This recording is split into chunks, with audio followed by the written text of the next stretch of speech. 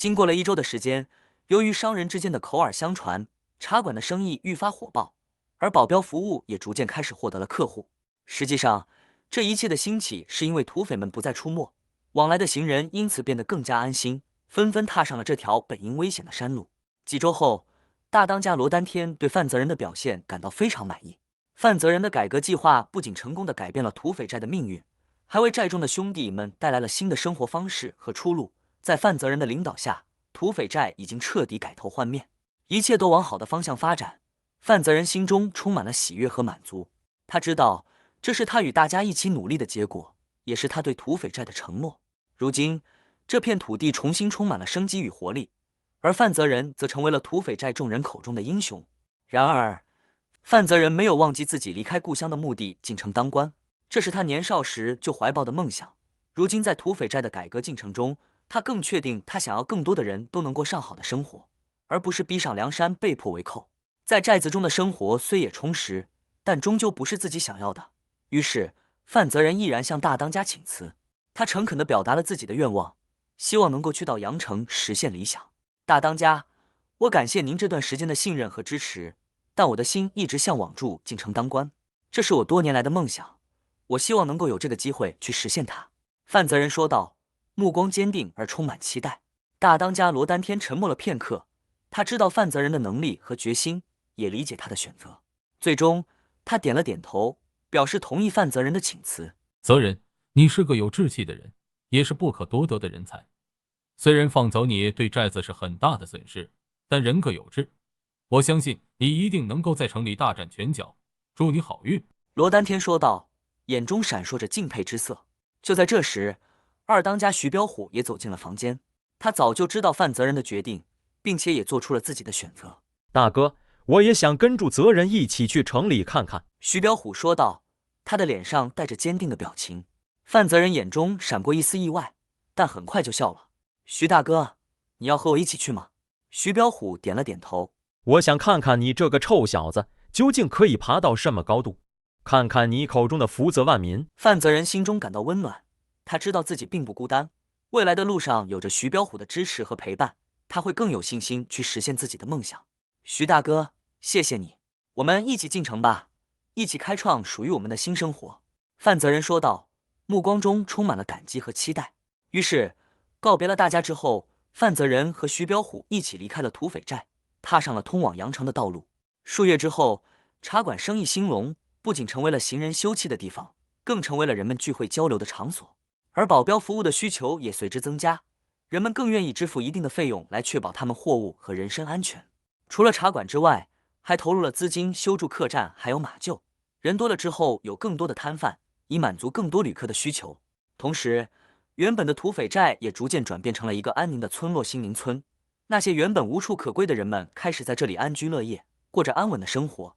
有的种植山上才有的农作物，有的经营保镖行业，为往来的路人驱赶野兽，确保他们的安全；有的经营客栈、厨师、小二、打扫人员、伙计等等职业，一人有收入便可养活一家好几口。这些都是泽仁离开前给予大当家的建议。但新宁村的这些事，泽仁和徐彪虎都是从与罗丹天来往的书信中得知了。时间回到启程那天，范泽仁和徐彪虎经过几天的路程后，终于抵达了阳城。这个县城与他的家乡完全不同，人来人往，熙熙攘攘，充满了生气和活力。范泽仁站在城门口，眼神中闪烁着光芒。他知道这里将是他新的开始。经过一番打听，范泽仁找到了一家酒楼，一个地方人生地不熟，酒馆是最适合收集情报的地方，顺便凑足所需要的生活费和学费。匾额上写住醉月楼3个大字，这是县城里最为热闹的酒楼之一，也是范泽仁和徐彪虎最终找到的歇脚之处。进入酒楼，一阵热气扑面而来，酒客们吆喝住，笑声、唱歌声交织在一起，灯火辉煌。范泽仁和徐彪虎在经过一番打听之后，找到了酒楼的老板，一个精明能干的中年人。老板见到范泽仁的眼神中透着自信和决心，便答应了让他们在酒楼工作。你就先在这里打杂吧，从洗碗端菜开始，工作辛苦些，但待遇还算不错。老板言辞中透露着一丝和善。范泽仁感激地点头，表示绝对会好好干活。你旁边这位也是要来工作的吗？可能因为徐彪虎长得实在太凶狠，老板说话有些吞吐。老板，徐大哥只是长相凶了些，其实人很好的，不要担心。老板点点头。那就当个保镖，还有搬些东西吧，看起来体格不错。彪虎点点头表示同意，果真是人狠话不多。于是范泽仁成了酒楼里的小伙计，而徐彪虎成为酒楼的保镖，空闲时负责打听各路消息。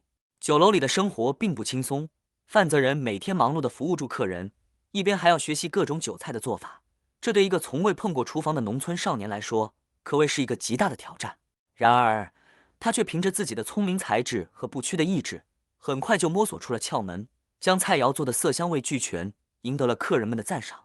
而徐彪虎虽然长相凶狠，但却意外地吸引了不少客人的青睐，因为在他魁梧的身材的面前，酒楼里闹事的客人明显减少了许多。徐彪虎和范泽仁也利用这些机会，结识了许多来自各行各业的人士，收获了许多宝贵的经验和知识，从他们口中打听到了不少关于县城的消息和秘密。范泽仁和徐彪虎每天都在酒楼里度过，靠着努力和智慧，渐渐地融入了这个热闹的县城，赚到了不少所需的生活费和学费。在一个寒冷下雨的夜晚，酒楼的门口突然进来了一个身穿华丽衣衫的客人。他的衣衫虽然光彩灿烂，但却已经破烂不堪，显然是经历了一番风霜打磨过后的样子。这位客人一进门就被喝醉的客人撞倒，两个人起了纷争。正在忙碌的范泽仁和徐彪虎听到骚动，赶紧上前阻止。徐彪虎以他凶狠的外表和坚定的态度，很快让酒醉的客人乖乖退了出去。但这位华丽衣衫的客人却没有立即离开，他站在原地，欲言又止。我沿途赶路，已经许久没有喝水，能不能给我一杯水喝？看得出平时应该不愁吃穿，所以在说这话的时候，他显得非常不好意思。来酒馆喝水，你当我们做慈善的吗？老板见状，本想赶走这位身无分文的客人，却被范泽仁拦住了。这位客人或许真的有困难，外面还下着雨呢，先让他休息再走也好。范泽仁简单炒了几个素菜，端到了客人面前，表示这是他的一点心意。华丽衣衫的客人极为感激，他眼眶泛红，连连道谢。他告诉范泽仁，他身无分文，行囊也遗失了，无法支付饭钱。范泽仁却笑着摇了摇头，表示不必担心饭钱，他可以从他的工钱中扣除。没事，相遇即是缘分，你就放心吃吧。于是华丽而衣衫破旧的客人和范泽仁和徐彪虎坐在一起，三人一同享受着晚餐。范泽仁好奇眼前之人的遭遇，华丽衣衫的客人深深地吸了口气，然后开始讲述他的遭遇。我姓谭，叫谭宝富，是远方来的商人，因为外出时遭到仇家暗算，好不容易逃命逃到了这里，可是我身无分文，行囊也遗失了，实在是有些苦恼。听罢，泽仁觉得这个名字有些耳熟，但一时间也没有头绪。他对宝富表示同情，如果你不介意的话，今晚不如就住下来，我的房间让给你，我去和徐大哥挤一碗。这怎么可以？都已经有一饭之恩了，怎么能让恩人再让出房间？这个时间找其他客栈，怕是都满了。况且今日大雨，在外面肯定没地方休息，你就不要推辞了。这实在是太感谢你们了。小兄弟，你们叫什么名字？我姓范，名泽仁。旁边这位姓徐，名彪虎。泽仁笑着介绍自己，接着问道：那你此行是要去哪里呢？